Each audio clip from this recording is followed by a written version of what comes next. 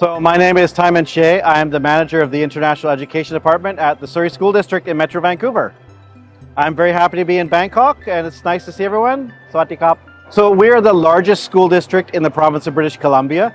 We have 21 secondary schools and over 85,000 students. So what this means is that when international students come, because we're so large, we have lots of different elective classes. We're in the Metro Vancouver area, so very easy access to Vancouver, and we're right on the US border, so very easy access to the US as well. Right now we have 2 students from Thailand. We're looking for more. We have 1,000 international students. We hope you can join us and be one more student.